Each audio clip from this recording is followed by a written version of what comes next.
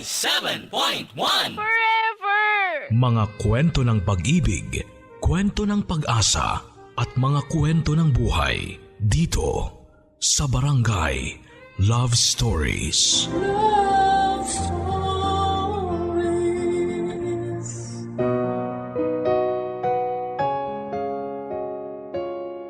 Para sa pangarap natin ay handa tayong magsumikap at magtiis. Para sa pangarap natin ay handa tayong sumugal ng ilang ulit. Ikaw kapuso, ano ang handa mong gawin para sa pangarap mo? Nabuhay tayo sa mundo na may magkakaibang tsansa para guminhawa ang buhay. May mga ilan sa atin ang nagtagumpay at may mga ilan din na napag-iwanan. Marami sa atin ang pinagpala na makamit lahat ng gusto nila dahil sa kakayanan nilang magbayad. Pero marami rin sa atin ang kahit na anong pagsusumikap ay hindi pa rin magawang makausad dahil pera ang kalaban. Mahirap ngang maging mahirap ka, barangay. Minsan kahit kumpleto ka na sa pangarap at kasipagan, lagi ka pa rin kapos pag pera na ang usapan. Kaya ang ending ay hindi pa rin natin makamit ang gusto natin sa buhay dahil nasa mundo tayo kung saan ay malaki ang role ng pera. Alam ko na marami sa inyo ang nakaranas nito at nakakaramdam ngayon ng lungkot dahil hindi patas ang laban sa mundo.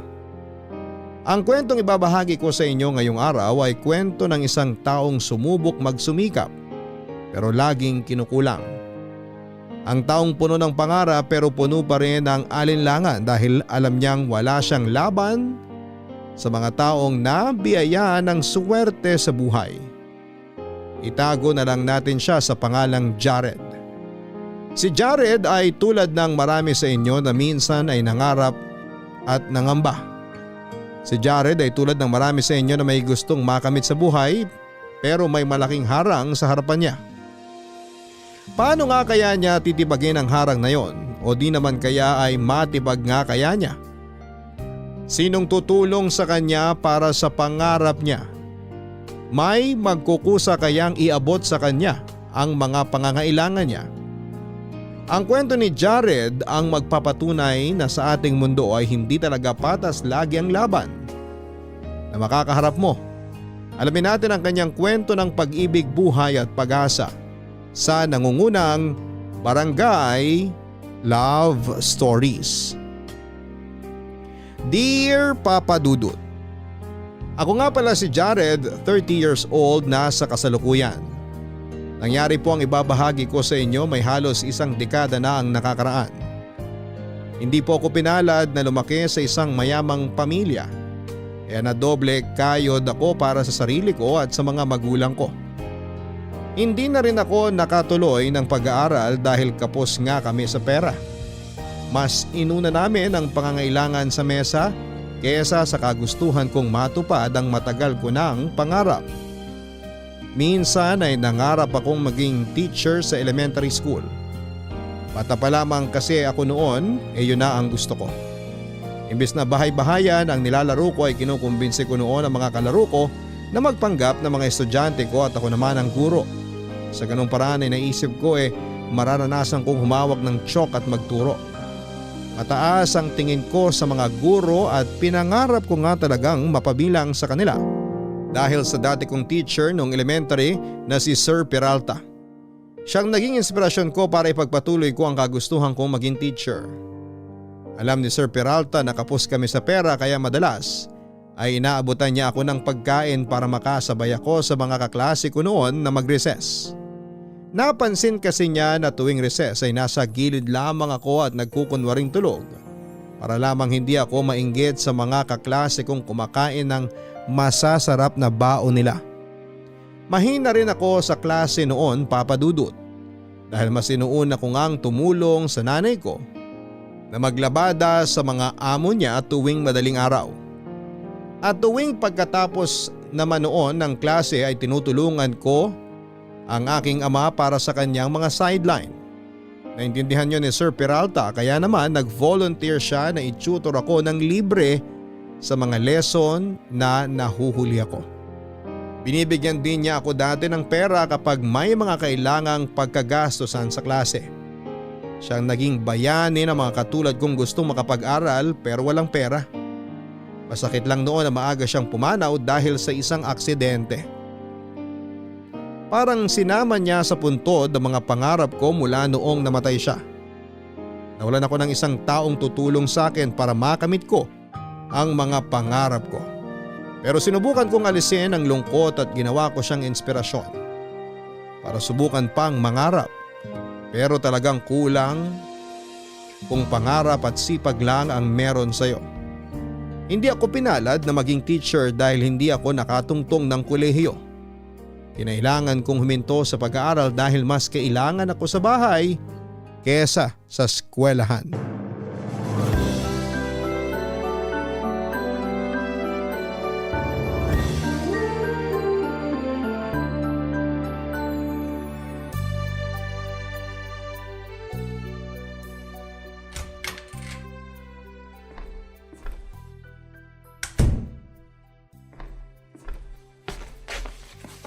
Jared, anak, Nay, bakit po gising pa kayo? iihi lang sana ako ikaw bakit kising ka pa? May binabasa lang po ako. Naku, madaling araw na anak. Maaga pa ang pasok mo mamaya sa trabaho. Di mo ba pwedeng ipagpabukas na lang yung pagbabasa mo? Matatapos na rin naman po ako, Nay. Konti na lang to. Ipahinga mo na. Ipagpatuloy mo na lang yan pagkatapos ng trabaho mo mamaya. Hindi po pwede, Nay. Ano bang hindi pwede? Kesa naman mawalan ka ng tulog. Mahihirapan ka makapagtrabaho niyan. Baka magkasakit ka na naman ulit. Kailangan ko na po kasing ibalik tong notebook mamayang 7 a.m. sa dati kong kaklase. Notebook? Akala ko libro yung binabasa mo. Hindi po libro, Nay. Notebook lang po ang pinapahiram sa akin ng dati kong kaklase. Para saan ba yan? Para ba sa trabaho mo? Hindi po, Nay. Bale, notebook po to nung dati kong kaklase sa English subject nila. Nakikihiram lang po ako para makasabay naman po ako matuto kahit na hindi po ako pumapasok sa school. Pasensya ka na anak ha. Para saan po, Nay? Kasi mahirap tayo. Hindi naman po natin kasalanan ng pagiging mahirap natin, Nay. Ginawa naman po natin lahat ng makakaya natin pero siguro hanggang ganito lang po talaga yung pwede. Ang dami mong pangarap. Hindi mo naabot lahat kasi wala tayong pera. Kung mayaman lang sana tayo. Hayaan nyo na po, Nay. Kayo naman po, natanggap ko na po yung kalagayan natin. Tsaka nagpapasalamat pa rin naman po ako kasi kahit paano, may nakakain pa rin po tayo na 3 beses sa isang araw. Sapat na po yun para sa akin. Pero ang pag-aaral mo, paano ang pangarap mo maging teacher? Kaya nga po ko nanghihiram ng mga notebook sa mga dati kong kaklase, Nay, para hindi po pumurol yung utak ko. Marami kang pinaghihiraman ng notebook? Hindi ka ba nakakaistorbo sa kanila? Parang nakakahiya ah. Ay, hindi po, Nay. Sila nga po yung nagsabi na pwede akong humiram eh. Dati po kasi isa lang yung hinihiraman ko pero nalaman po nung ibang mga kaklase ko dati yung ginagawa ko kaya pinapahiram na rin po nila sa akin yung mga notebook nila. Para daw makapag-aral pa rin ako kahit wala ako sa eskwela. Nasusundan mo naman ba? Opo, kahit papano naman po nakakasunod ako. Yung mga di ko naman po maintindihan, tinatanong ko na lang po sa kanila. Pero alam naman nating hindi sapat yan para maging teacher ka. Hindi ka naman mabibigyan ng diploma riyan. Ayoko lang pong pumurol ang utak ko, Nay. Kaya para sa akin, sapat na po muna to. Kapag may kakayanan na po akong pag-aralin ng sarili ko, mag-aaral po ako ulit. Di na po ako mahihirapan kung sakali kasi may konti na po akong alam eh. Sana makatulong kami ng tatay mo balang araw para maituloy ang pag-aaral mo. Kahit ikaw na lang yung makatupad ng pangarap sa ating pamilya. Nasa na nga po pala si tatay, Nay? Di ko pa po siya nakikita mula kahapon. Ay, hindi ko rin alam kaya wag mo na lang din tanungin sa akin. Saan na naman po kaya siya nagpunta? Napapadalas po yata hindi niya pag-uwi ah. Nako, hinayaan ko na lang ang tatay mo. Sana tungkol lang sa trabaho niya kaya hindi siya nakakauwi sa atin. Ano pong ibig niyong sabihin, Nay? Ay, basta. O sige na, ipagpatuloy mo na lang yung pagbabasa mo. Tapusin mo na sana agad para makapagpahinga ka pa.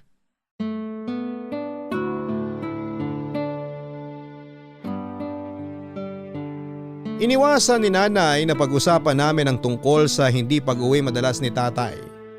Walang nakakaalam noon kung saan nagpupunta si tatay Papa Dudut. Puro kasi siya sideline kaya kung saan siya napapadpad noon.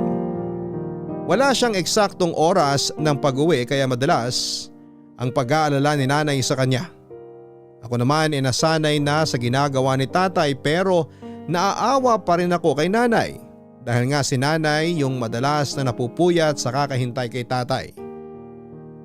Alam ko noon na hindi nakakatulog ng maayos si nanay dahil panay ang bangon niya sa kama na narinig ko mula sa aking maliit na kwarto. Parehong 50 anyos sa mga magulang ko at mula noong pinagbuntis ako ni Nanay Grace ay nagsama na sila ni Tatay Mongko. Ako lang ang naging anak nila dahil ayaw na rin ni nanay na magdagdag pa ng isang kapatid ko dahil mahirap nga ang buhay. Sinabi nga ni nanay na ako pa lang hindi na niya mabuhay ng maayos. Paano pa raw kapag meron pa akong kapatid? Hindi naman magkarelasyon ng mga magulang ko noong nagsama sila. Nabuntis lang ni tatay si nanay noong minsang may mangyari sa kanila. May karelasyong iba noon si tatay. Pero dala ng kalasingan kaya nagalaw niya si nanay sa mismong birthday ng kapatid ni tatay. Yung nakababatang kapatid ni tatay ang nag-invite kay nanay sa inuman na yon dahil siya ang may gusto kay nanay pero naunahan siya ni tatay. Nagkagusto naman daw si nanay kay tatay dati dahil nga gwapo si tatay. Amerikano kasi ang lolo ko pero hindi naman namin siya nakilala dahil noong nabuntis daw noon ang lola ko sa Olongapo ay napadeport daw ang aking lolo. Hindi na nakapag-usap noon ang lolo at lola ko mula noong na-deport pabalik ng Amerika si lolo. Nakapag-asawa na rin ng Pinoy si lola at doon naman nagkaroon ng purong Pinoy na kapatid si tatay. Papadudot gwapo ang tatay ko kaya maraming nahumaling sa kanya lalo na ang nanay ko. Kaya noong inaya ni tatay si nanay na may mangyari sa kanila ay hindi nakatanggi pa si nanay. At ako ang naging resulta noon, Papa Dudut.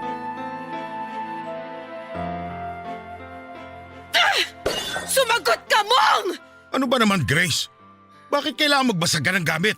Kasi hindi ka sumasagot! Ano bang di sumasagot? Di ba sinabi ko naman sa'yo na nagtatrabaho ako? Nagtrabaho? Sige nga, pakitaan mo ako ng kinita mo buong araw! Hindi pa ako binabayaran eh. Hindi ka pa binabayaran o nagsisinungaling ka na naman sa akin? Hindi ako nagsisinungaling. Panay ang trabaho mo buong araw pero wala ka namang inuuwing pera! Sa akin ka pa rin umaasa ng panggastos dito sa bahay samantalang alam mong matumal ang mga nagpapalaba ngayon! Andiyan naman si Jared na kumikita na mas malaki sa atin ah. Huwag nating iasa sa kanyang lahat! May kailangan din siyang pag-ipunan at may sarili rin siyang pagkakagastusan! Eh kesa naman iasa niyo lahat sa akin. Wala na nga kaming maasahan sa iyo eh! Kahit sinasabi mong buong araw at buong magdamag ka nagtatrabaho, wala ka namang mailabas na pera! Di pa nga bayad. Ganyan lagi sinasabi mo! Eh anong gusto mo sabihin ko sa'yo ha? Sabihin mo sa akin ang totoo kung saan ka nagpupunta tuwing hindi ka umuwi rito sa bahay! Yan ka na naman sa pagdududa mo, Grace ha? Nakakasawa na! Sino bang hindi magdududa sa ginagawa mo, ha? Kung wala kang ibang ginagawang masama, bakit hindi ka umuwi rito sa pamilya mo? O baka naman may iba ka ng inuuwian? Yan na sinasabi ko. Nagbibintang ka na naman. Puro ka na lang tamang hinala. Malakas ang kutob ko, Mong! Alam ko may ginagawa kang iba! Trabaho lang ang inaatupag ko. Walang naniniwala sa'yo! Aminin mo na lang ang totoo! Sino ang babae mo? Wala akong ibang babae. Sabihin mo na bago ko pa malaman sa iba! Wala kang malalaman sa iba kasi wala naman talaga. Ah! Sinungaling! Sige, basagin mo na lahat ng baso pati mga pinggan natin. Bulabugin mo mga kapitbahay natin para pagchismisan na naman tayo. Kaya tayo pinagchichismisan dahil sa mga ginagawa mo! Pinagchichismisan tayo dahil sa pag-iiskandalo mo. Hindi ka na lang nahiya. Kung meron mang dapat mahiya rito, ikaw yon! Ikaw ang gumagawa ng hindi maganda! Sige, magbintang ka pa. Unti na lang talaga't mananawa na ako sa ugali mo. Baka matagal ka ng sawa sa akin, kaya sa iba ka na nagpupunta! Sige, baliwin mo sarili mo sa kakaisip na may babae ko. Hindi ako magkakaganito kung hindi dahil sa mga ginagawa mo! Wala nga akong ginagawa. Sinungaling! Sinungaling ka talaga! Dati ka pang ganyan! Akala mo nakalimutan ko na lahat ng panloloko mo sa akin! Kung ibabase mo lagi sa mga kasalanan ko dati, walang mangyayari, Grace. Maawa ka naman sa akin. Sinisira mong araw ko dahil sa pagdududa mo. Hindi ako magkakaganito kung hindi dahil sa mga kagagawan mo! Ni minsan, hindi ka gumawa ng paraan para bumawi sa mga kasalanan mo. Bumabawi naman ako ah. Ikaw lang naman to hindi makabitiw sa nakaraan. Oo, nagkamali ako sa'yo dati. Pero hindi man habang buhay ipapamukha mo sa akin yon. Kasi hanggang ngayon, hindi ka pa rin nagbabago. May kutob akong hindi maganda sa'yo. Kailangan ko lang ng ebidensya. Kapag nahuli kita, humanda ka! Umanda kayo ng babae mo! Kung may mahuli kang babae, Talaga! Mahuhuli ko kayo ng babae mo! May hangganan din ang panloloko nyo!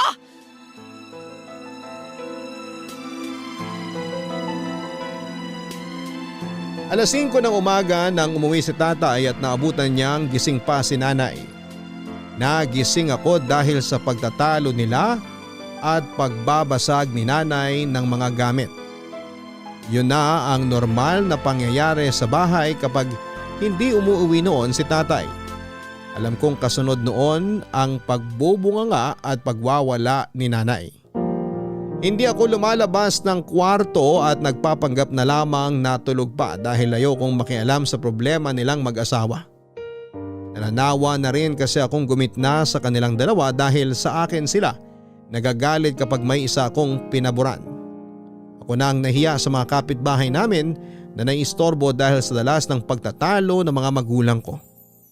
Ilang beses nga akong nilapitan ng mga kapitbahay namin para kausapin ang mga magulang ko para mapatigil na sila sa ginagawa nila. Wala naman akong masabi dahil nga hindi ko alam kung paano mapag-aayos ang mga magulang ko. Mula kasi noong nang babae si tatay dati ay hindi na naibalik ang maayos nilang relasyon ni nanay.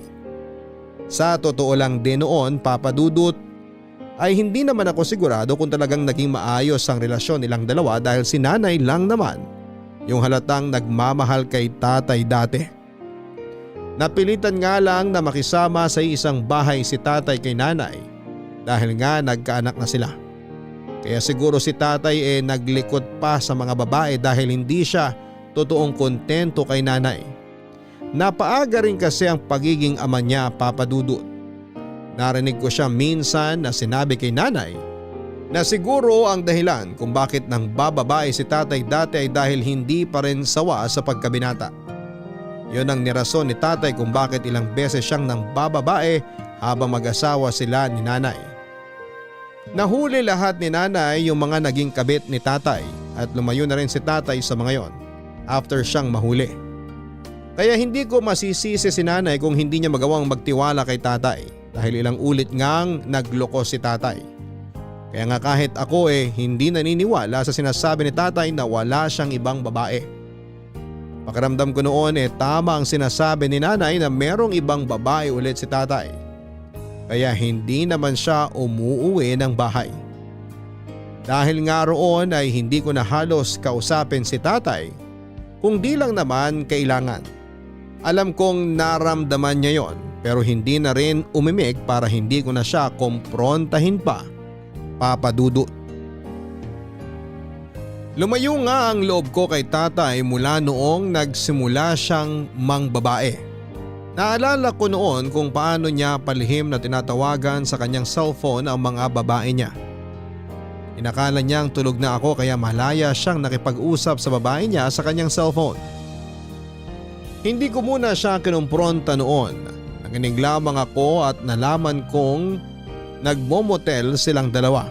Kaya naman pala walang naiuwing pera noon si tatay dahil nauubos yon sa pag-check-in nila. Kaya nga napilitan na rin po akong magtrabaho noon dahil panay ang reklamo ni tatay na wala siyang kinikita sa pagsa-sideline niya. Naman pala ay napupunta yon sa mga babae niya. Sinundan ko siya sa motel na napag-usapan nilang dalawa ng babae niya at doon ko nga nakumpirmang meron siyang ibang babae at isa yung menor de edad.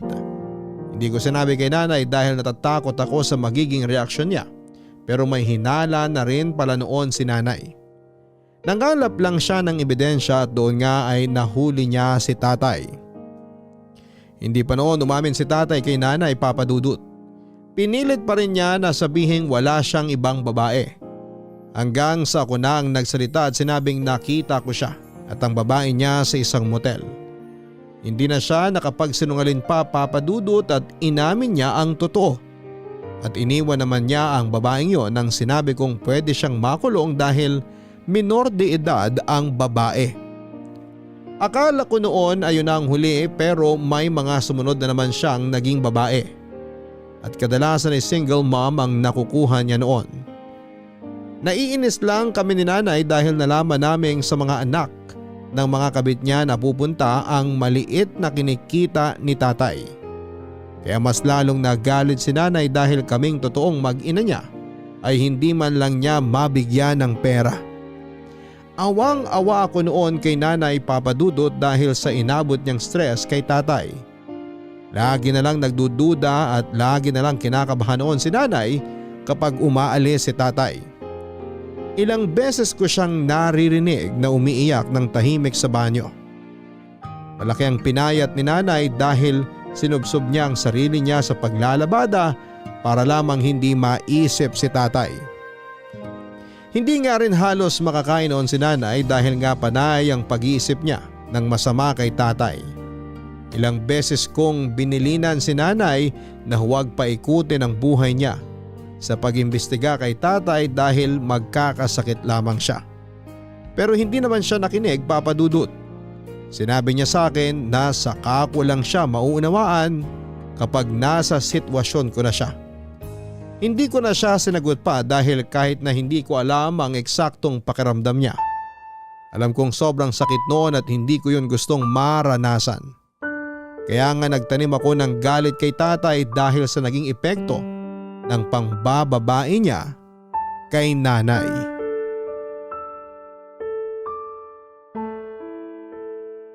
Jared anak, maupo ka nga muna rito sa tabi ko. Bakit po, tay? Makikipagkwentuhan lang naman ako sa'yo. Wala pa kasi ang nanay mo. Wala rin naman ako mapanood sa TV. Makinig na lang po kayo ng radyo. Ayaw mo bang makipagkwentuhan sa akin? Ang tagal na nang huli kitang nakausap eh. Marami po akong ginagawa ngayon, tay. At alam kong ganun din po kayo. Alam kong marami rin po kayong ginagawa. Tama ka, marami nga. Di ko na nga halos mahati ang sarili ko sa dami ng mga sideline ko. Di ibig sabihin po ba niyan, tay, marami na rin kayong pera? Para matulungan nyo na kami ni nanay sa mga gastusin dito sa bahay. Ayun lang, karamihan kasi hindi pa bayad. Parang mahigit 1 taon nyo na pong sinasabi sa amin yan ni nanay. Yun naman kasi ang totoo eh. O sige po, sabi nyo eh. O ikaw, kamusta ka naman? Kumusta ang trabaho mo? Ayos lang po. Magkwento ko naman tungkol sa trabaho mo. Wala man lang akong alam sa ginagawa mo sa trabaho eh.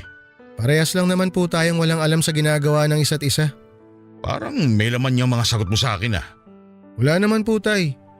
Nagtanong kayo, sumagot lang naman po ako. Pati ba naman ikaw eh, ganyan na rin sumagot sa akin? Parehas na ba kayo ng nanay mo? Porke wala pa ako naiaambag dito sa bahay eh. Kung umasta kayo, kala nyo yung tataas nyo na.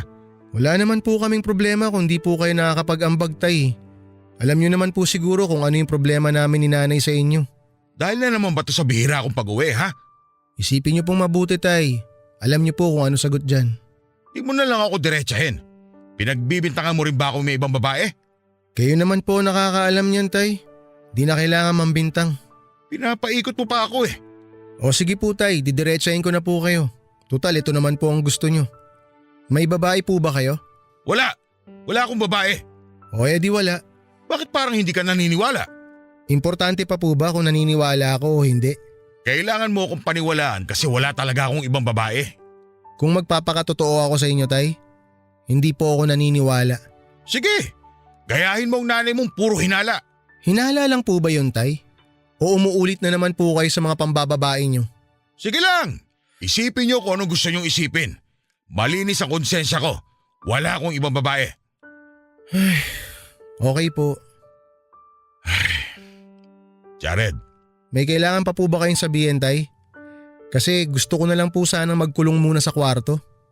Makinig ka. Ano na naman po ba yun? Wala akong ibang babae. Di nyo na po kailangan ulit-ulitin yan, Tay. Pero may bakla akong inuuwian.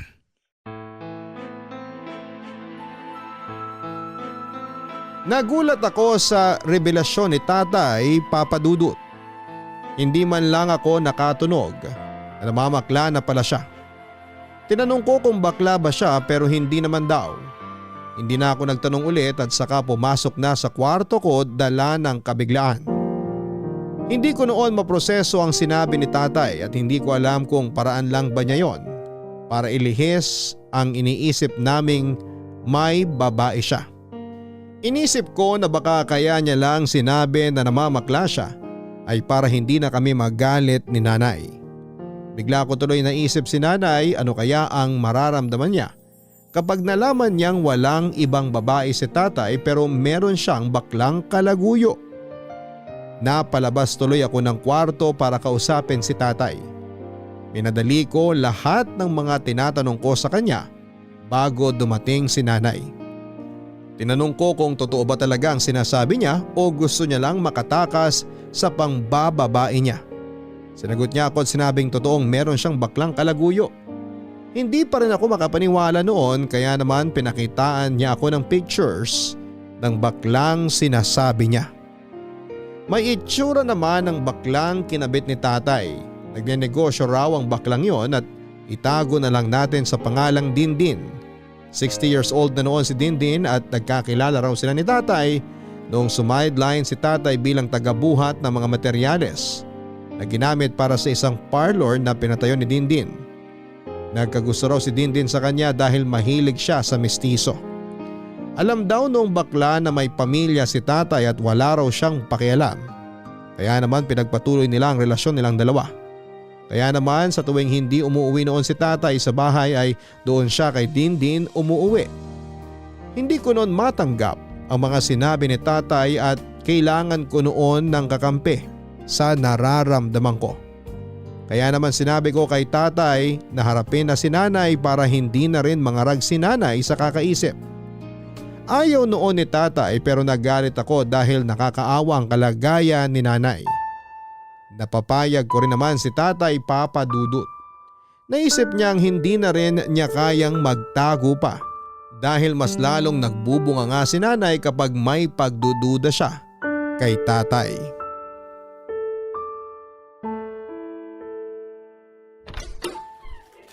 Jared, tulungan mo naman ako sa mga bit-bit ko.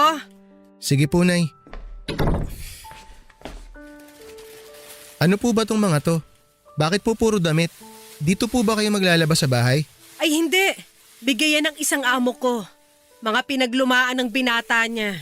Baka raw kasya sa'yo kaya binigay na sa akin kesa raw gawing basahan. Isukat mo nga para makita ko. Mamaya na lang po, Nay. Ayos ka lang ba? Bakit parang Biyernes Santo ang mukha mo? Maupo na po muna kayo, Nay. May kailangan po kayong malaman. Kinakabahan naman ako, Jared. Ano pang nangyayari? Tay! Nandito na po si Nanay!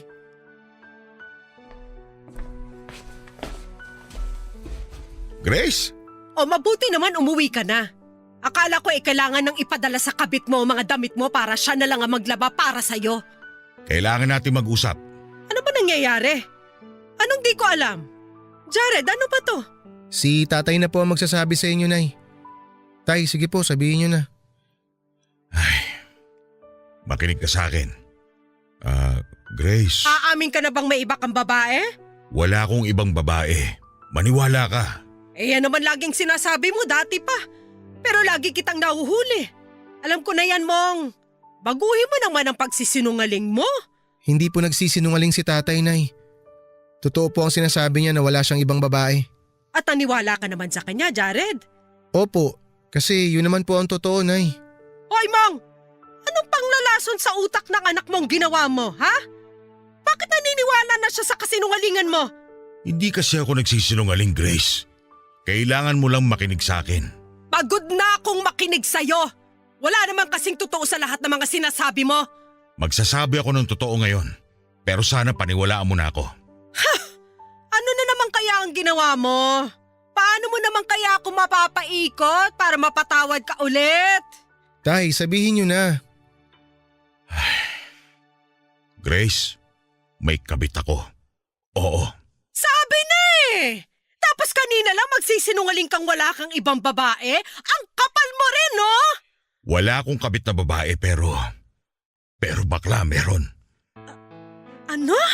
May inuuwian akong bakla. Si Dindin. Ano na namang kalokohan yan, Mong?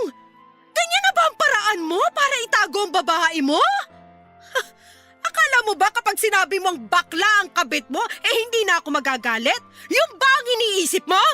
Nay, totoo po ang sinasabi ni tatay. Bakla po ang inuuwian niya. Alam mo lahat ng to, Jared? Kanina ko lang po nalaman, Nay. At aniwala ka naman sa tatay mo? Inamin po ni tatay sa akin kanina lahat, Nay. Pinakita niya rin po sa akin yung pictures nila ni Dindin. Anong kahayupan to, Mong? Nagsasabi na ako ng totoo, Grace. Paniwalaan mo naman ako ngayon. Bakit bakla? Anong meron? Bakla ka na rin ba? Hindi ako bakla. Bakit ka pumatol sa bakla? Kailangan ko eh. Anong kalokohan to? Ano ba? Nay! Hindi ka na nahiya sa ginagawa mo? Pati sa anak mo, sinabi mo pa to? Kailangan nyo na rin kasing malaman ng totoo. Hiwalayan mong baklang yan. Hindi pwede. Dahil mahal mo na ba? Siya na ba ang gusto mo makasama kaysa sa aming pamilya mo? Hindi mo kasi maintindihan eh. Wala talaga akong balak intindihin ng mga sinasabi mo. Lahat ng panloloko mo. Sawang-sawa na akong tanggapin ka sa tuwing nagkakamali ka. Nay, kumalma po kayo. Ngayon ako naman na magsasabi sa'yo ng gagawin mo, Mong. Iwan mo ang baklang yan o kami ng anak mo ang lalayo sa'yo. Hindi ko pwedeng iwan si Dindin. Bakit? Dahil siya ang paraan para makapag-aral si Jared.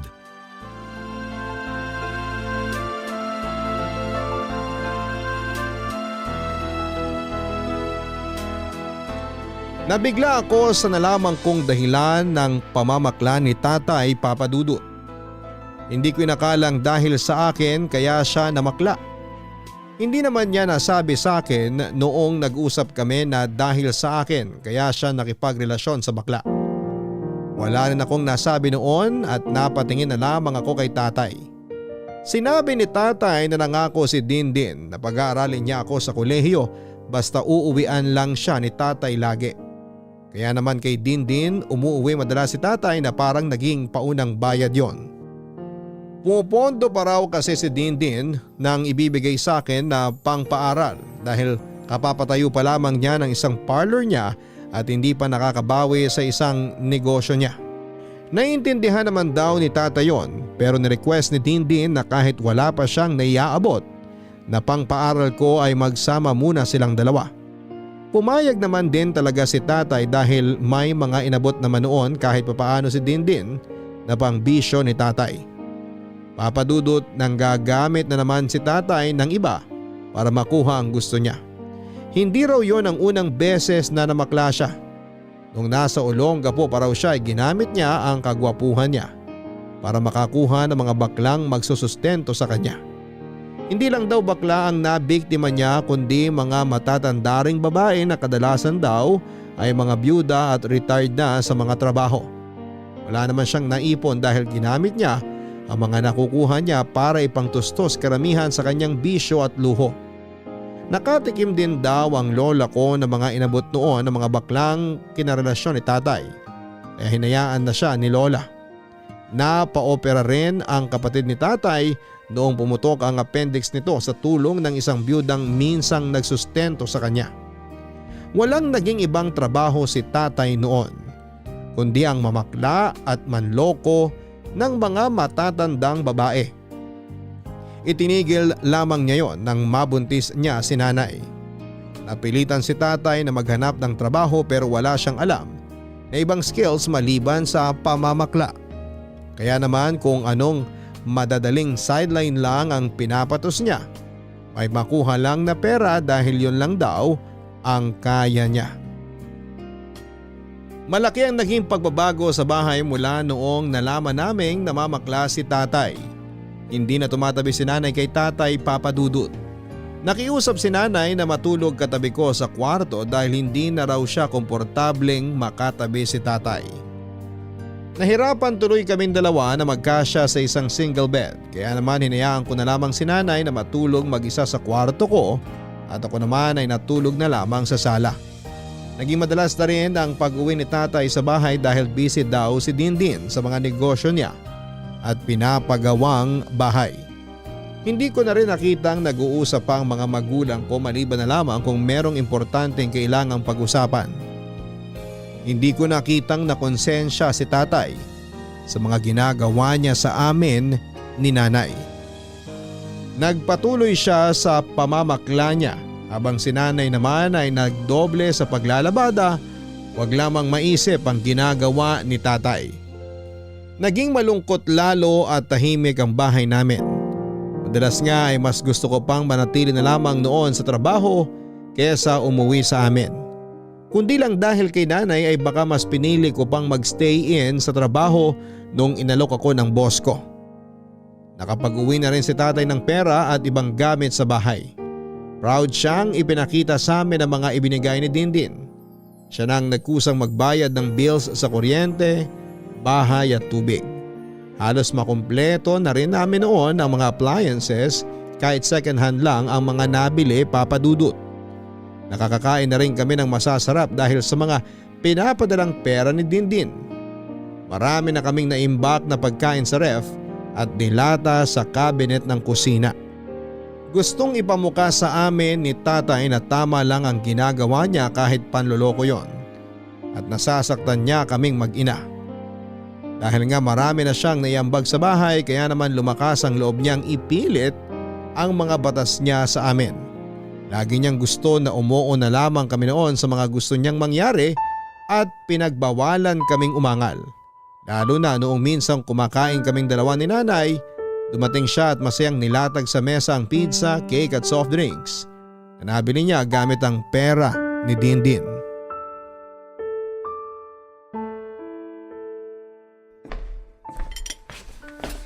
Kumakain na pala kayo. Mabuti na lang at naihabol ko itong mga dala ko. Kain po tayo, tay. Bumili po ako ng pinakbet at ginisang upo sa labas. Sumabay na po kayo. Ano ba namang pagkain yan? Ipakain nyo na lang yan dun sa aso ng kapitbahay. Ito lang po kasi yung nakayanan ko ngayon eh.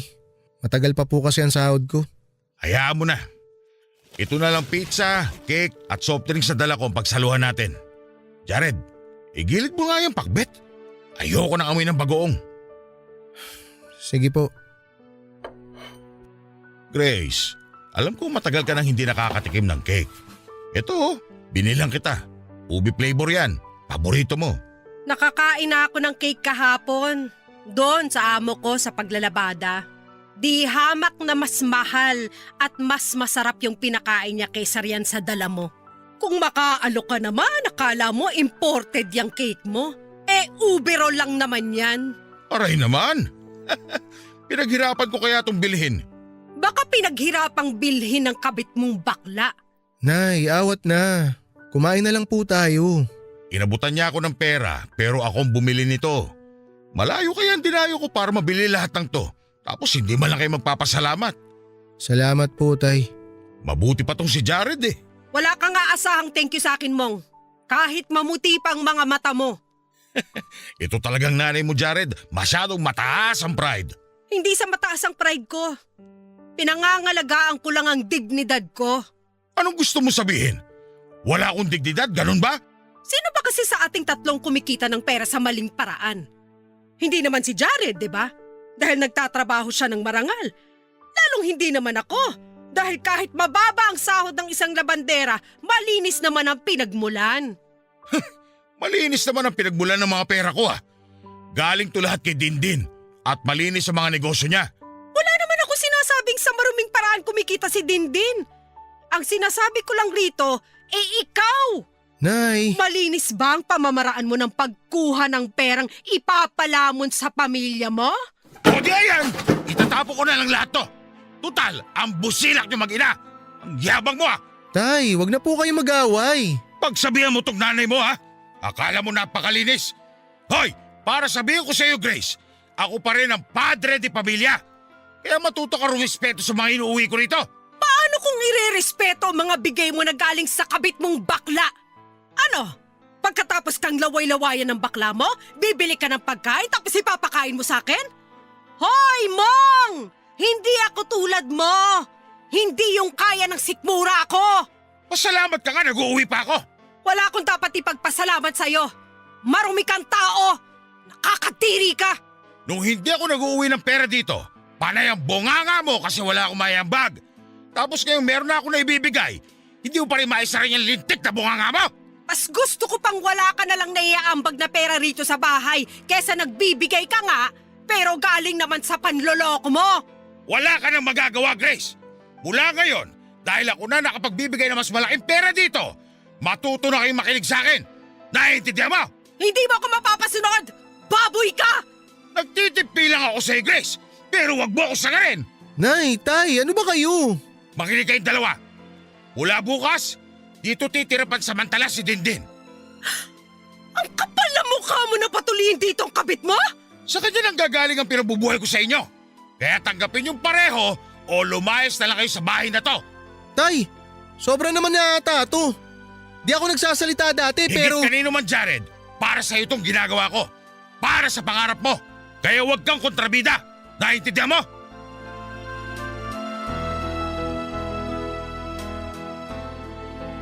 Yun ang unang beses na nakita ko na galit ng ganon si tatay sa amin ni nanay. Lumakas nga talaga ang loob niya mula noong siya na ang mas malaki ang niaambag sa bahay. Iniwan kami ni tatay pagkatapos noon para puntahan si Dindin dahil nagpapasundo raw sa kanya. Binilhan siya ni Dindin ng motor na ginagamit niya kapag inuutusan siyang maghatid at sundo. Naawa ako kay nanay noong nakaalis na si tatay. Doon lang siya nakaiyak at saka niya ako niyakap. Wala naman akong magawa dahil kahit ako ay natakot sa paninigaw ni tatay. Hindi namin alam kung anong mangyayari oras na tumira si Dindin sa bahay namin. Sinabi ni tatay na pansamantala lang naman daw ang pagtira ni Dindin doon para makapagsama na sila. Saka magpapagawa raw kasi ng bahay si Dindin kaya kailangan niya ng matutuluyan. Sinabi ko noon kay tatay na kung pwedeng umupa na lamang si Dindin bilang respeto na lamang sa aming mag-ina niya, pero tumanggi si tatay. Mas malaki raw ang makukuha naming pera kay Dindin kapag nasa bahay na siya. Papadudot kaya naman sinabi ni tatay na tiisin namin dahil para rin daw yon sa amin. Hindi umuwi si nanay sa unang 3 araw na nagstay si Dindin sa amin.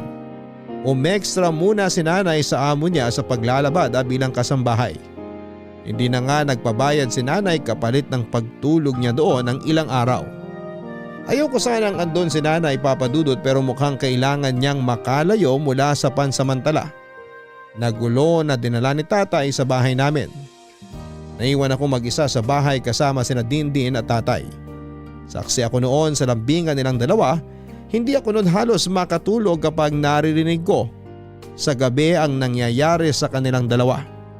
Nawalan ako lalo ng respeto kay tatay dahil sa ginagawa niya at sa pananakit niya kay nanay. Sinimulan ko nang maghanap ng pwede naming maupahan ni nanay dahil wala na rin akong balak tumira pa kasama si tatay kahit makaalis pa si Dindin sa bahay. Hindi ko muna yon pinaalam kay nanay at mas lalong hindi ko yon balak sabihin kay tatay. Plano ko lang noon na bigla na lamang kaming aalis ni nanay at iiwan ng tuluyan si tatay. Hindi ko noon alam kung paano ko makukumbinse si nanay na lumayas na roon sa bahay. Alam ko naman na kahit gano'n na ang ginagawa ni tatay sa kanya noon ay ramdam ko pa rin kung gaano kalaki ang pagmamahal niya para kay tatay.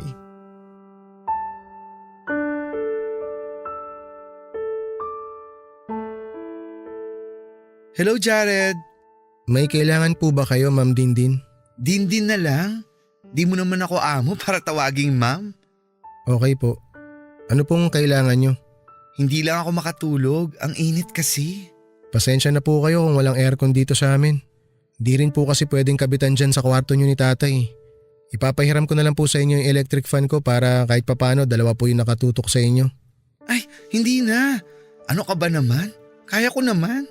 Sinabi ko naman po kay tatay na hindi talaga uubra dito sa bahay. Kasi nga po maliit tsaka mainit. Kung gusto niyo po, may kakilala po ako na nagpapaupa ng apartment. Mas malaki at mas komportable po kaysa rito sa bahay namin. Hindi na. Gusto ko rin dito. Naalala ko nga rito yung bahay namin nung bata pa lang ako at wala pa kaming pera.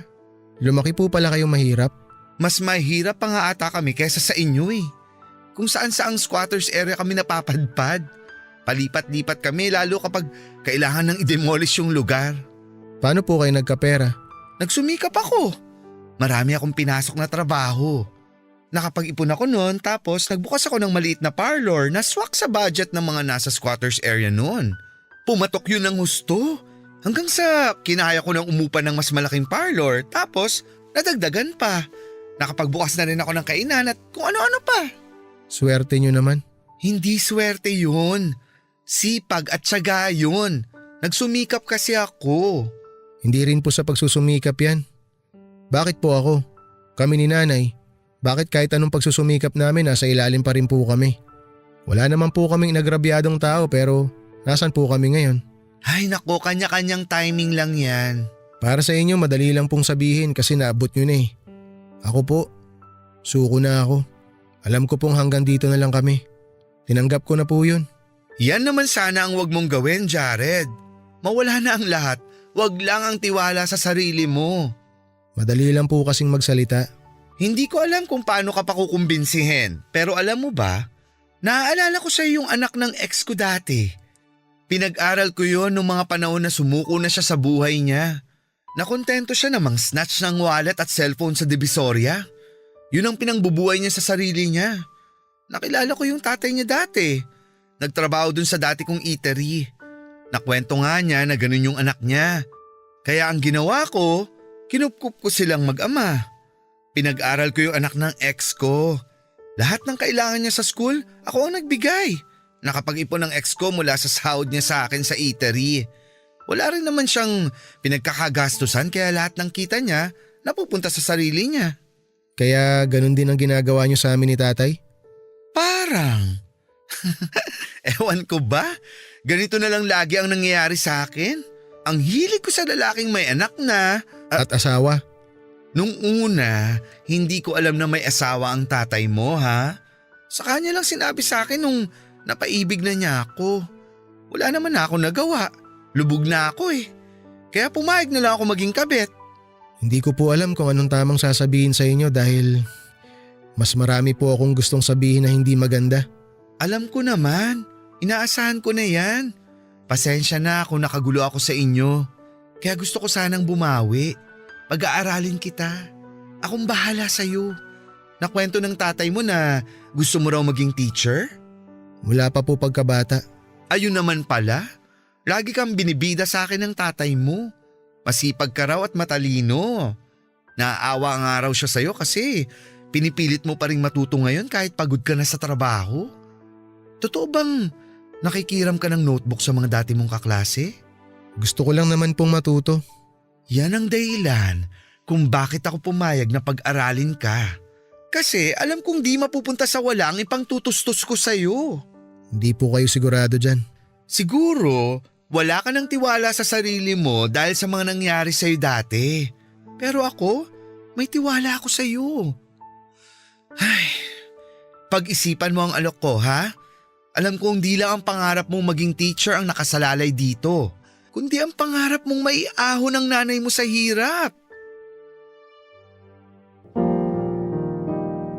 Pinagmasdan ko si Dindin na muling bumalik sa kwarto nila ni tatay.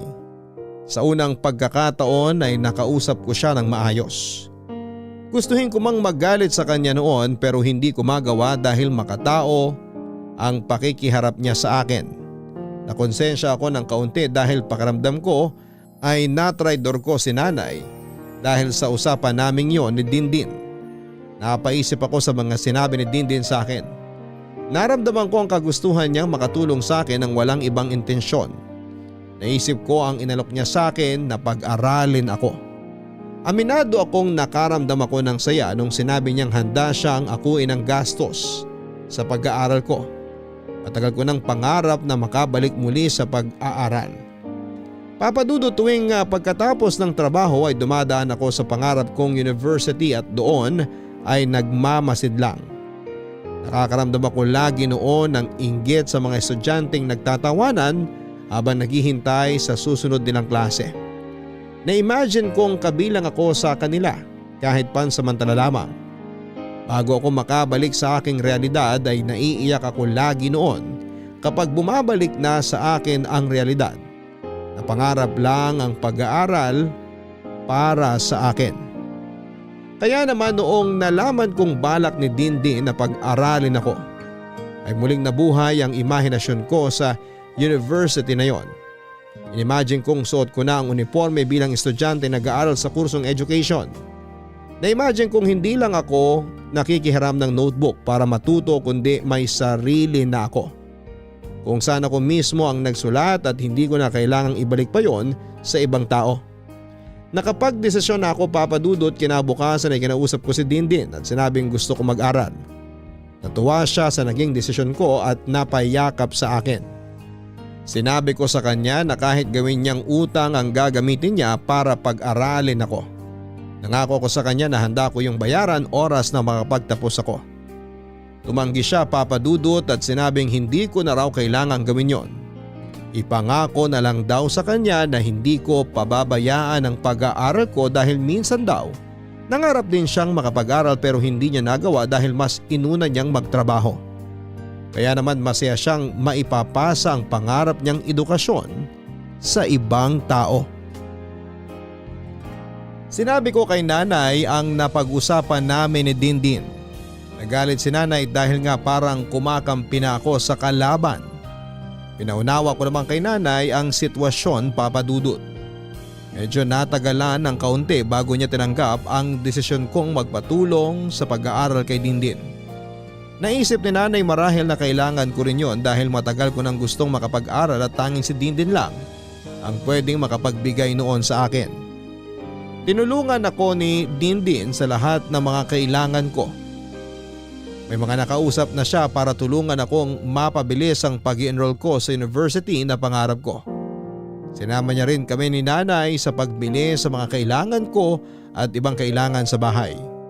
Nung una ay alanganing makipag-usap si nanay kay Dindin. Pero mabait kasi si Dindin kaya napalagay na rin ang loob ni nanay. Naalala ko nga noong nasa mall kami at kumakain, panay ang daldal ni nanay dahil komportable na siya kay Dindin. Nagtatawanan pa sila noon na akala mo ay matagal na silang magkakilala. Ni minsan ay hindi namin napag-usapan si tatay habang magkakasama kami. Mabilis na lumipas sa mga araw at nakapag-aral na ako, Papa Dudut. Walang kasing saya ang pakiramdam ko na makatungtong na sa kolehiyo para mabigyang katuparan na ang mga pangarap ko. Laging nasa tabi ko lamang at sumusuporta sina nanay at Dindin at doon pa lamang ay buong puso na akong nagpapasalamat. Naging close na rin sina nanay at Dindin at hindi na kailangang maglabada ni nanay dahil pinasok na siya ni Dindin bilang katiwala sa isang parlor niya. Natuwa ako kasi hindi na kailangang mahirapan pa ni nanay para lamang kumita ng maliit na pera. Nagpatuloy pa rin ang pagtira ni Dindin sa amin kahit mahigit kalahati na ang natatapos sa kanyang bahay. Si tatay naman ay bibihira na naman kung umuwi dahil ayon sa kanya ay may nahanap daw siyang isang racket na medyo may kalayuan sa bahay namin. Inisip kong hindi na naman nagsasabi ng totoo si tatay pero hindi na namin yon pinakialamanan pa ni nanay at Dindin dahil masaya namang kaming tatlo na magkakasama sa bahay. Bagay sa akin talaga tong binili mong bestida, Dindin. Para ako nga attend ng JS prom. Parang ang ikaw yung nasa unahan lagi sa sagala. Bagay po talaga sa inyo ang pula, Nay. Pag may okasyon, isuot niyo po yan, ha? Mukha siyang mansanas na di pa nakakagat. Ilang beses na kaya akong nakagat. Ay, ang landi, Mami! Ikaw kasi hinawaan mo na ako. Sabi ko na kayo naririnig kong ingay sa labas Among, muwi ka rin sa wakas. Kumain ka na ba? Pinakain na ako ng boss ko kanina bago umuwi. Jared, tulungan mo nga ako ipasok yung mga gamit ko sa labas. Bilisan mo. Okay po, Tay. Nay, Dindin, labas lang po muna ako sandali. O sige, kausapin mo muna yung tatay mo. Tay, O anong balita? ano pong balita? Sa pag-aaral mo? Wala po akong bagsak ngayong SEM, tsaka po Ang ibig kong sabihin sa tanong ko kung kailan ka makakapagtapos. matagal pa po. Bakit ang tagal? Second year college pa lang po ako, Tay. Ilang taon ba dapat? 4 po. Ay, kung alam ko lang na magtatagal pala, di sana pinera ko na lang kay Dindin lahat. Ano pong sinasabi niyo? O ganito ha, bilisan mo makapag-aral. Gawin mo lahat para mas maaga ka makapagtapos kung pwede yon. Yun naman po ang plano ko, Tay. Magsa-summer classes din po ako. Maganda yan, para makahingi ka rin ng dagdag na pera kay Dindin. Bakit naman po ako hihingi ng dagdag? Sumunod ka na lang. Yung sapat lang para sa tuition at baon ko po ang kinukuha ko. Nakuwento po kasi ni Dindin na medyo kinakapos din siya dahil nga nagkaroon ng problema dun sa pinapagawa niyang bahay.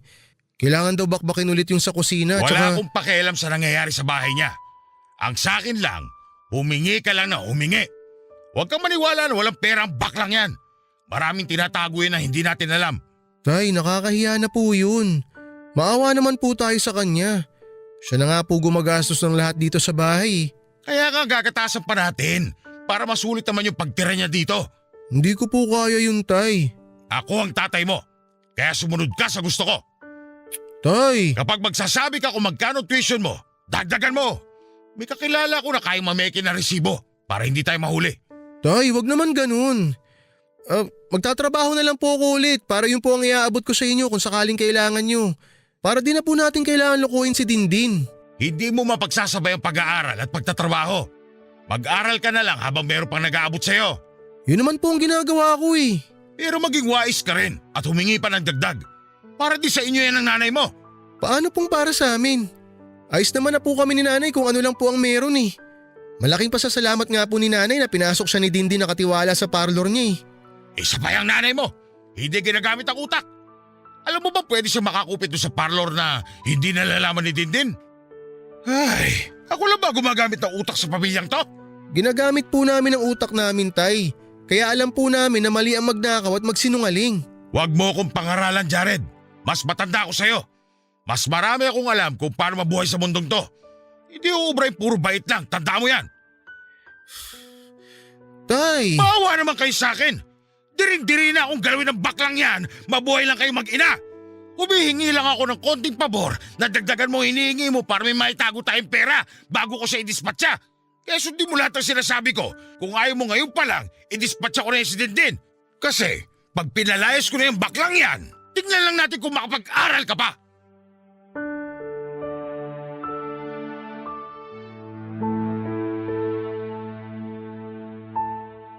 Hindi na muling pumasok pa ng bahay si tatay at iniwanan na sa akin ang mga pinabibitbit niyang gamit. Napansin nila Dindin at nanay ang pagkabahala sa mukha ko nung pumasok na ako ng bahay. Nag-alangan akong magkwento sa kanila at lalong nag-alangan akong aminin ng totoo kay Dindin.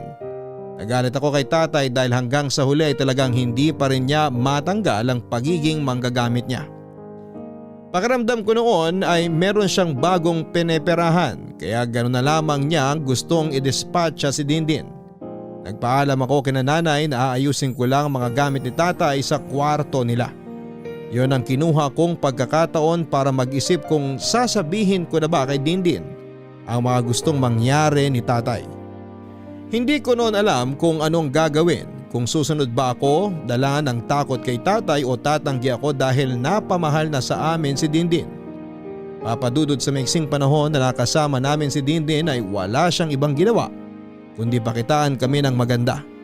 Tinuring niya kaming pamilya at naramdaman ko kahit papaano na meron akong ama dahil sa pagiging responsable niya. Papadudot na padali ang pagdidesisyon ko dahil mas tumimbang ang kabutihang pinamalas sa amin ni Dindin. Naalala ko yung pag-aalaga niya noong nagkasakit si nanay at naospital. Siya ang nagtakbo sa ospital kay nanay at siya rin ang nagbantay. Pinaghahanda niya ako ng almusal sa umaga bago ako pumasok noon sa school. Kahit na alam kong puyat siya dahil sa pag-aasikaso niya sa mga negosyo niya. Mula noong naging kaklose niya si nanay ay hindi ko na muling nakitang malungkot muli si nanay. Nagkaroon na ng laman ng mga pisngi ni nanay dahil wala na siyang stress na nararamdaman at nakakakain na rin ng maayos. Nilagaan at minahal kami ni Dindin Papadudot at malaking kasamaan kung sa kabila ng mga ginawa niya ay tatraydorin ko siya dahil lang sa utos ni tatay. Kaya agad akong lumabas ng kwarto ni na tatay dala ang desisyon ko. Inarap ko sina Dindin at nanay para ipaalam sa kanila ang napag-usapan namin ni tatay. Handa na ako noon kung ititigil na ni Dindin ang pagpapaaral sa akin dahil sa plano ni tatay. Mas gusto ko na yon kaysa tuluyang maubusan ng pera ang taong walang ibang ginawa kundi maging mabuti sa aming mag-ina.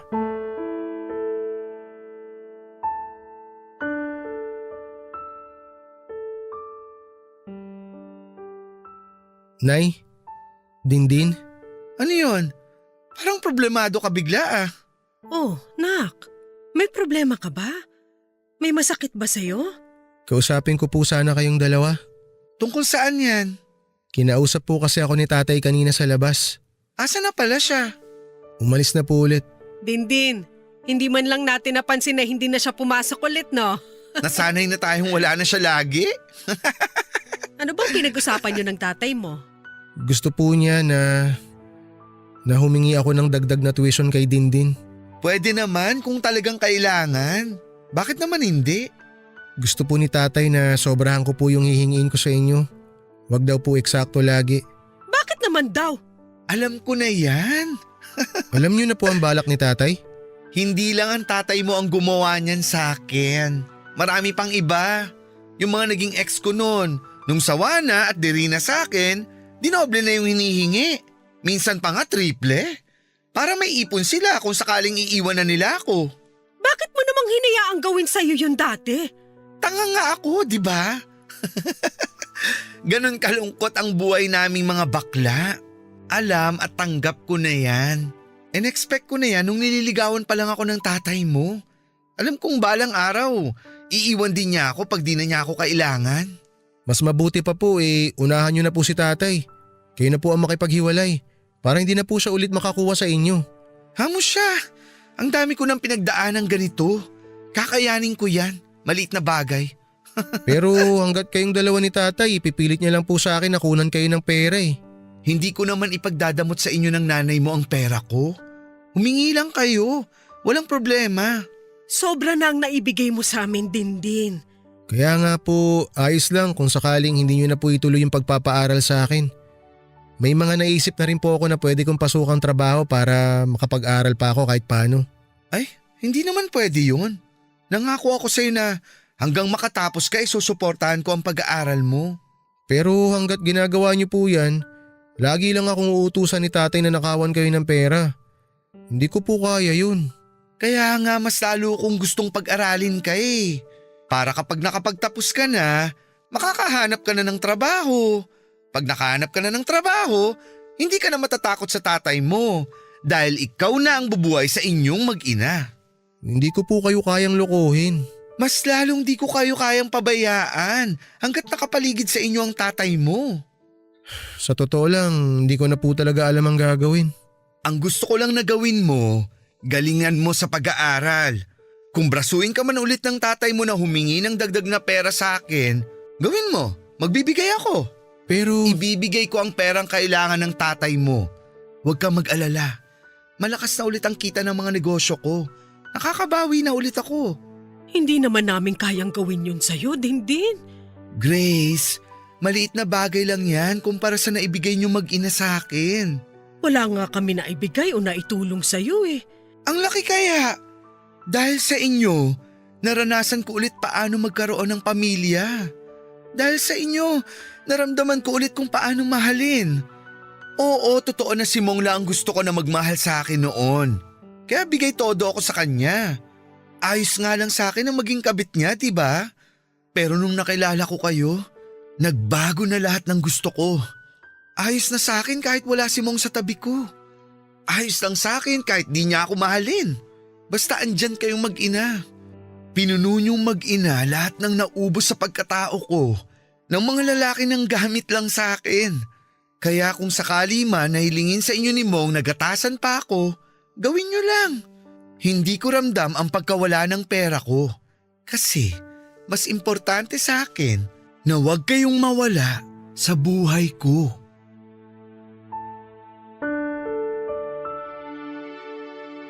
Naiyak kami ni Nanay sa mga sinabi ni Dindin. Napamahal na talaga kami ni Nanay kay Dindin at hindi na namin kayang mawala pa siya sa buhay namin. Hindi dahil sa mga inaabot niya kundi dahil sa pagmamahal niya. Siya ang parang tumayong padre de pamilya sa amin ng mga panahong pinabayaan kami ni Tatay. Siya ang naging ama ko na gumabay at nagmahal sa akin noong naghahanap ako ng kalinga kay Tatay. Siya ang laging pumupuri noon kay Nanay na nagdala ng maraming ngiti kay Nanay. Niyakap ko si Dindin at doon ay umiyak siya. Nagpasalamat siya dahil tinanggap namin siya sa bahay. Papadudot, hindi ko sinunod ang sinabi ni Tatay na gatasan pa si Dindin. Kahit ilang beses na pumayag si Dindin ay hindi ko pa rin yun magawa sa kanya noon. Nagalit si Tatay sa akin dahil sa pagkontra ko sa plano niya.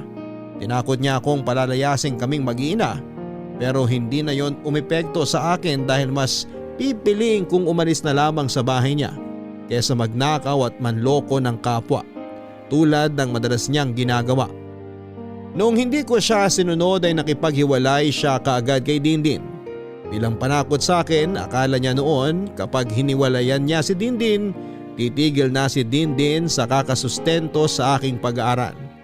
Doon nagkamali si Tatay, Papadudot. Inakala ni Tatay na tatanggi si Dindin sa pakikipaghiwalay niya. Tinanggap lang yon ni Dindin at saka umalis na sa bahay namin. Nagulat si Tatay dahil akala niya hahabol si Dindin. Pero hindi yon nangyari, Papadudot. Tinawagan ni Tatay si Dindin para makipag-ayos pero hindi na sumagot pa si Dindin. Makalipas ang ilang araw ay bumalik si Dindin sa bahay para kunin kaming mag-ina. Nagkataon na wala si Tatay kaya nakapaghakot na kami ng mga gamit namin para tumira pansamantala sa inuupahang apartment ni Dindin. Pinagpatuloy ni Dindin ang pagpapaaral sa akin. Naghanap pa rin ako ng trabaho para makatulong sa kanya dahil alam kong hindi biro ang mga ginastos niya para sa negosyo at bahay niya. Hinanap kami ni Tatay para bumalik sa bahay at nagsisisi na raw siya sa mga ginawa niya at handa na siyang magbagong buhay. Una niyang kinausap si Nanay dahil alam niyang marupok si Nanay sa kanya. Pero hindi na umepekto ang pagmamanipula ni Tatay sa kanya. Tinawagan din ako ni Tatay para ipaalam na merong isang bakla na mas mayaman kay Dindin na pwede raw akong matulungang makapasok sa mga public school para magturo dahil malakas daw ang kapit ng baklang yon. Tinanggihan ko siya, Papadudot, at nagpasalamat pa rin ako kahit ganon ang nangyari. Dahil sa kanya ay nakilala namin si Dindin. Si Dindin na naging ama sa mga panahong pinabayaan niya kaming mag-ina. Sa ngayon ay isa na akong guro sa isang elementary school sa Cavite. Masaya ako na kahit nahuli ako sa pagtupad ng pangarap ay nagawa ko pa rin. Nang mga panahong akala ko wala ng pag-asa pa para maabot ko ang pangarap ko ay biglang nagpadala ang Diyos. Ang isang taong tutulong sa akin at yon ay si Dindin. Kasama pa rin naming mag-ina si Dindin at sa ngayon ay paralisado na siya dahil sa isang sakit na gumupo sa kanyang may ilang taon nang nakakaraan.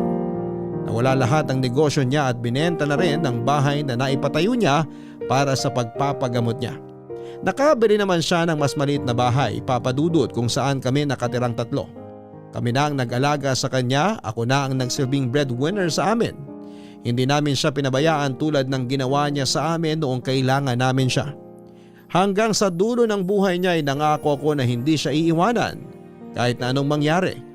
Hanggang sa dulo ng buhay niya ay nangako ako na magiging pamilya kami. Maraming salamat po sa pagbasa ng aking liham. Ang inyong kabarangay forever, Jared. Masarap nga sa pakiramdam na maabot ang iyong mga pangarap. Lalo na kapag alam mong pinaghirapan mo at nakayanan mo hanggang sa dulo. Mas masarap lalo sa pakiramdam kapag alam mong natupad mo ang pangarap mo nang hindi gumagawa o gumagamit ng ibang tao. At wala nang masasarap pa sa pakiramdam kapag nagawa mong tuparin ang mga pangarap mo ng may pagsuporta galing sa mga taong mahal mo.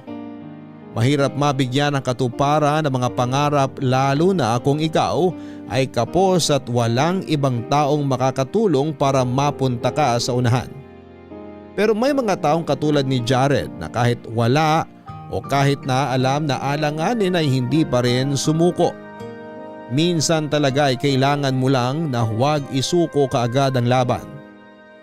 Mga kabarangay, ilang ulit ka mang pasukuin ang iyong pangarap dahil sa maraming dahilan at kalaban. Sana hindi mo sila magawang pakinggan at tingnan. Tanging ang sarili mo lang ang dapat mong paniwalaan, tanging ikaw at ikaw lang ang makagagawa ng paraan para ang pangarap mo ay iyong makamtan. Hanggang sa muli, ako po si Papa Dudut sa mga kwento ng pag-ibig, buhay at pag-asa sa Barangay Love Stories number 1. Mga kwento ng pag-ibig, kwento ng pag-asa at mga kwento ng buhay dito sa Barangay Love Stories. Love Stories.